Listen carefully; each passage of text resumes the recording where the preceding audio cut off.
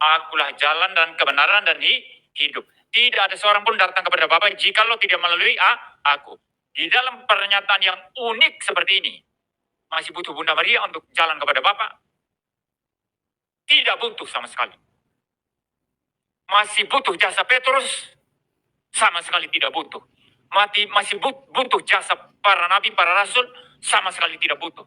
Masih butuh jasa-jasa orang suci, Santo Antonius, Santo Agustinus, jasa-jasa bapak-bapak gereja? Sama sekali tidak butuh, saudara. Buang semua itu, sampah adanya itu jasa-jasa manusia. Mengerikan sekali bukan?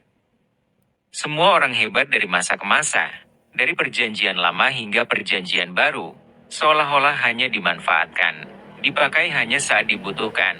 Setelah semua karya penebusan Kristus selesai, mereka dibuang ke tempat sampah. Jasa mereka tidak dianggap, ditolak dan disangkal. Bahkan Anda menganggap mereka lebih rendah dari tempat sampah. Anda menghina mereka dengan mengatakan mereka semua adalah sampah. Menghina orang-orang pilihan Allah dengan kata sampah, sama dengan merendahkan karya penebusan Kristus. Dan lebih dari itu, Anda menghina Allah sendiri. Sebab manusia diciptakan serupa dan segambar dengan Allah. Karya penebusan Kristus dapat terjadi, karena Allah melibatkan mereka di dalam rencananya. Mereka semua bekerja sama dalam rahmat Allah, untuk mempersiapkan kedatangan Kristus. Fakta sejarah ini tercatat abadi di dalam Alkitab. Tapi sayang sekali, Anda mengabaikan. Karena Anda sudah terbakar dengan semangat kebencian terhadap gereja Kristus, sehingga orang-orang kudus pun turut menjadi sasaran kebencian Anda. Alkitab dengan terang benderang menuliskan tentang orang-orang yang Anda anggap sampah itu, mereka terlibat penuh dan aktif di dalam rencana dan karya penyelamatan Allah bagi manusia. Setelah kejatuhan Adam dan Hawa dalam dosa, pintu surga tertutup dan iblis merajai dunia. Rencana penyelamatan Allah dimulai. Nuh digunakan untuk pemulihan kehidupan baru, setelah hukuman Allah lewat air bah.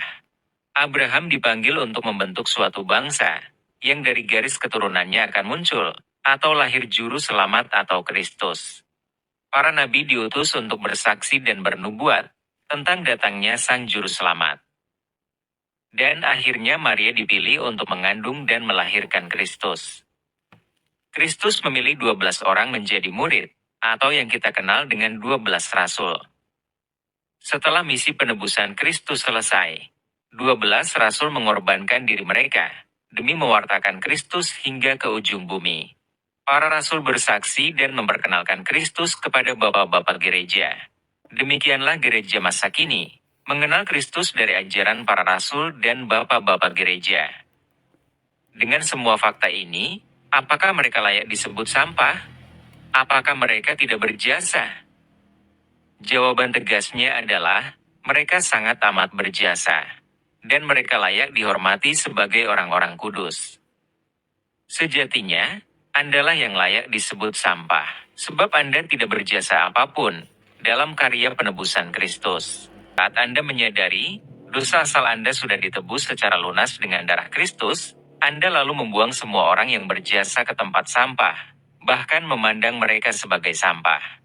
Anda mengutip Injil Yohanes, bab 14 ayat 6, untuk membenarkan argumentasi bidat Anda.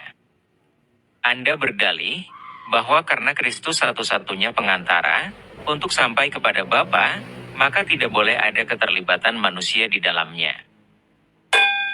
Sebenarnya disinilah bedanya ajaran gereja Kristus dengan ajaran bidat Anda. Gereja mengajarkan tentang persekutuan para kudus, bahwa pengantara Kristus bersifat inklusif, dan bukan bersifat eksklusif semata. Namun saya tidak mau membawa ajaran gereja dalam hal ini, karena percuma saja Anda tidak percaya. Tapi satu hal yang Anda lupa adalah, Kristus dalam natur manusianya, berdoa untuk persatuan murid-muridnya. Ini mengajarkan kepada kita, untuk kita harus saling mendoakan satu sama lain. Karena kematian Kristus di salib, telah menyatukan semua orang, baik orang yang hidup, maupun orang yang mati. Dalam Yakobus 2 ayat 16 tertulis, Doa orang benar, bila dengan yakin didoakan, maka sangat besar kuasanya. Orang-orang benar siapa yang dimaksud di sini? Tentulah orang-orang yang Anda anggap sampah tadi. Mereka adalah orang-orang yang sudah dibenarkan Tuhan. Mereka bahkan sudah menjadi milik Kristus secara final dan definitif, walau masih dalam wujud roh, kecuali Bunda Maria yang sudah lengkap dengan jiwa raganya. Tapi mereka semua telah bersatu dengan Kristus dan menikmati kebahagiaan kekal bersama Kristus. Sedangkan Anda baru sebatas mengklaim diri Anda pengikut Kristus. Ingat, Anda baru dalam perjalanan mengikuti Kristus, belum final menjadi milik Kristus. Tapi kok, dengan keangkuhan dan kebodohan tak terbatas, Anda mengatakan orang-orang ini adalah sampah semua. Maka seharusnya, Anda tidak perlu percaya kepada Kristus. Sebab Kristus pernah tinggal selama 9 bulan di tempat sampah yakni rahim Maria, dan lahir dari rahim sampah.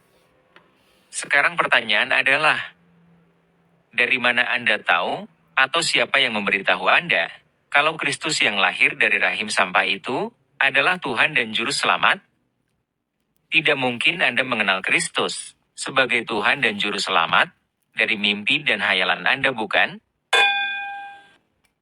Sekurang-kurangnya, Anda mengenal Kristus dari ajaran Luther, Calvin, dan Zwingli. Sementara mereka bertiga mengenal Kristus dari gereja Katolik.